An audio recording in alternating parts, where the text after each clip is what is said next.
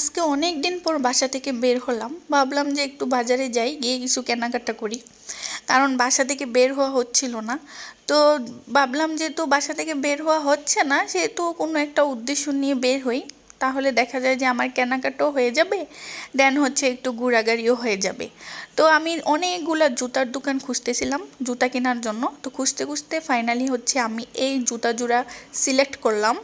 যদিও এই জুতাগুলা অনেক বেশি কমন, কিন্তু এই জুতাগুলো কিন্তু অনেক বেশি কমফোর্টেবল। আর আমার পায়ে সব ধরনের বা সব স্টাইলের জুতা কিন্তু স্যুট করে না।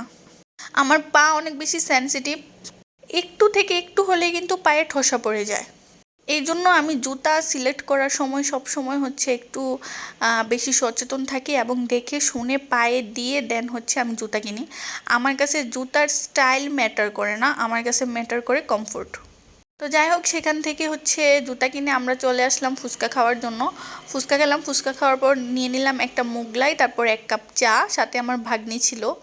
আর একটা হিজাবও কিনেছিলাম, তো ওইটার আপনাদের সাথে শেয়ার করা হয় নাই। তারপর অনেকগুলো ব্যাগ দেখছিলাম, বাট এখানে ব্যাগের কালেকশন এত কম ছিল যে আমার কোনো ব্যাগই ওইখানে পছন্দ হচ্ছিল না। জুতার কালেকশনও কিন্তু অনেক কম ছিল। মানে কি বলবো, 10টা জুতার মধ্যে মনে হয় যেন 10টাই কমন। মানে এগুলো অনেক আগেই চলে গেছে, নতুন কোনো কালেকশন ছিল না। তারপর আমরা এখান থেকে চলে গেলাম বাসায় রিক্সায় করে। তো আজকে ভিডিওটি এই পর্যন্তই। ভিডিওটি ভালো লাগলে অবশ্যই লাইক, কমেন্ট অ্যান্ড শেয়ার করে দিবেন।